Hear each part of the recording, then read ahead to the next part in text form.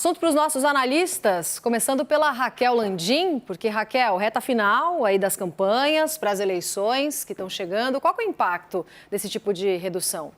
Roberto, olha, primeiro que tinha espaço. Você estava com uma diferença de 10% entre o preço no Brasil e o preço no exterior. Dito isso, as pessoas vão achar um pouco estranho, mas é verdade, porque todo mundo sofreu muito com o aumento do preço da gasolina. Mas a Petrobras subiu o preço o mais devagar que ela pôde, para amenizar o impacto para o consumidor, embora tenha tido todo aquele aumento quase até frenético por causa da guerra. Agora, a redução, o que a gente ouve das fontes lá dentro, ela tem sido muito rápida. Abriu um espaço, eles reduzem. Principalmente, claro, por conta da campanha eleitoral, mas não estão fazendo nada fora do radar, as ações da empresa estavam subindo, enfim. Certamente uma boa notícia para a campanha do presidente Jair Bolsonaro, fala direto com uma base importante para ele, que são os caminhoneiros. E o diesel tem um outro ponto muito importante, que ele tem muito impacto nos outros preços. Ele tem impacto na inflação porque ele é custo do transporte dos mais variados produtos. Então, quando você mexe no preço do diesel, isso se espraia muito pela economia. Tem efeito no eleitor, Renato? Depois do efeito que a gente vem acompanhando, ou não, do Auxílio Brasil, por exemplo? A questão é saber se o eleitor que se beneficia disso já não era um eleitor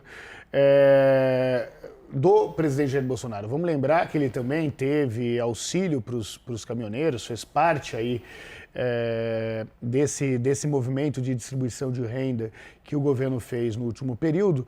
O que impacta mais, na verdade, Rô, é o que a Raquel acabou de dizer, que é o impacto na cadeia, em especial nos alimentos, que teve uma inflação muito maior do que a média geral. A questão é se vai dar tempo disso efetivamente chegar nas prateleiras de supermercado. Do ponto de vista eleitoral, o que tem a mais potencial efetivo de dar algum impacto eleitoral ainda não deu, que foi a queda do botijão de gás, que fala diretamente para uma eleitora que sabe no centavo o preço do botijão de gás, mas como nós acabamos de ver aí pelas pesquisas e pelo histórico apresentado pelo Yuri, até agora não deu muito mudança nos votos, não. Para o primeiro turno, eu acho que não, mas para o segundo turno, provavelmente vai ter um impacto já na cadeia, Concordo contigo. Renato. Mas todo o arsenal do presidente, aparentemente, com as duas retas ali mostrando que não teve o efeito esperado dentro da campanha, né? Inúmeras vezes. Vai empatar daqui a 2 semanas, daqui a 3 semanas.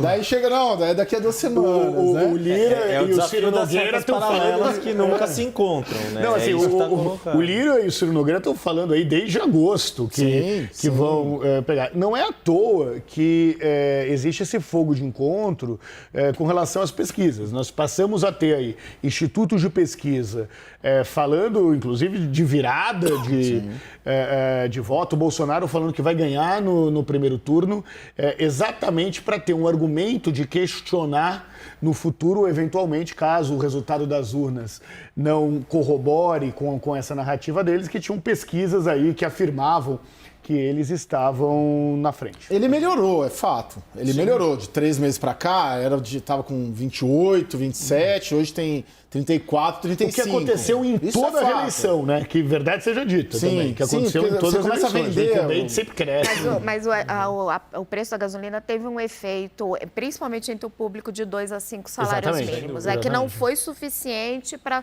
fazer um efeito geral, mas teve um efeito. Se o governo não tivesse feito muita coisa, já teria naturalmente algum movimento a favor, porque a avaliação do governo tende a melhorar em campanha. Como fez muita coisa nessa questão dos combustíveis, teve um efeito ainda maior. Para o tamanho dos pacotes, eu acho que vai ser algo, se as pesquisas se confirmarem, a ser até estudado, né? Não, dá para tirar um indicador aí do custo por voto.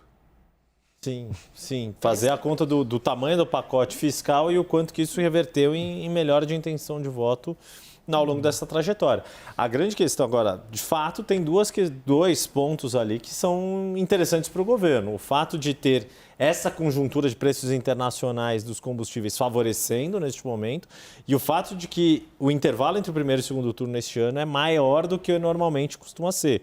Geralmente são 3 semanas entre o primeiro e o último domingo de outubro e esse ano vai ser de 4 semanas, do dia 2 até o dia 30. Então, uma semana a mais nesse tipo de conta pode ser benéfico para o governo. Vou passar para o Felipe arrematar. Roberto, um dos motivos pelos quais o PT está tão preocupado e se mobilizando pelo voto útil é justamente esse receio de que as semanas de outubro, num eventual segundo turno, deem tempo para que o Bolsonaro tenha esse impacto positivo com uma redução do preço dos combustíveis, que ajude na redução do preço dos alimentos. Quando reduz o preço dos combustíveis, isso atinge ali essa parte da classe média, a qual se referiu a Raquel, entre 2 e 5 salários mínimos, pessoal que anda de carro, motoristas, caminhoneiros, é um segmento menor da população. Quando isso chega na prateleira, aí atinge as famílias, o orçamento doméstico, o eleitorado feminino, onde aí Bolsonaro precisa crescer alguns pontos e perde de lavada para o Lula, como a gente viu aí nos gráficos exibidos pelo Yuri. Então, isso tem um efeito maior. Ganhando mais semanas para respirar, aí Bolsonaro pode conquistar aí mais alguns pontinhos. Por isso, todo esse movimento do PT. Agora, é bom lembrar que é um cenário de desaceleração econômica mundial, que há a queda do preço do barril do petróleo. Quer dizer, isso não é crédito exatamente do governo, do presidente da República. Ele foi trocando ali várias vezes presidente da Petrobras, esperando esse momento para depois se apropriar do crédito. Claro que teve a desoneração em relação aos impostos sobre os combustíveis, uma articulação com o Congresso Nacional, mas o fator primordial é esse preço no barril do petróleo. Então, vamos ver se isso vai ter tempo para surtir efeito no eleitorado. Agora, a figura do Bolsonaro, com a rejeição que ele causa, é um motivo de resistência, fazendo uma força contrária. É o conjunto da obra, né? O sujeito está indo para a urna olhando os 4 anos do Bolsonaro, não está olhando tão especificamente uma melhora agora na gasolina, está olhando a condução ruim na pandemia dele, a falta de empatia, todas essas questões, né? Isso é fato, né? Mas de medida econômica, Raquel, daria tempo de vir mais alguma surpresa antes das eleições, buscando voto? Eu acho que a caixa de ferramenta está sempre aberta, né? A gente está vendo... Cartola de mágico cabe mais de um coelho, né? A gente vê a Caixa Econômica Federal lançando o programa diretamente de crédito para as mulheres, o Ministério da Saúde. O governo tem sido bastante criativo e a PEC das bondades, ela já desrespeitou várias leis eleitorais. Assim, eu não me arrisco a dizer que não poderia ter aí uma nova medida em gestação. Eu acho que tudo é possível. E eu acho que esse fator do tempo, ele, embora seja um tempo curto, um mês, ele é importante, principalmente para essa queda chegar no preço dos alimentos. Porque, vamos raciocinar aqui, a gente teve o preço dos alimentos finalmente se estabilizando. Os economistas dizem que a tendência é de uma leve queda para os próximos meses. Se você tem reduções expressivas no preço do diesel, isso vai fomentando, aumentando esse impacto. E se chegar no preço dos alimentos, você acaba tendo um discurso para essa classe média mais baixa. Não sei se vai mexer nesse voto, Caio, mas... Eu tenho a impressão que o eleitor, ele é inteligente.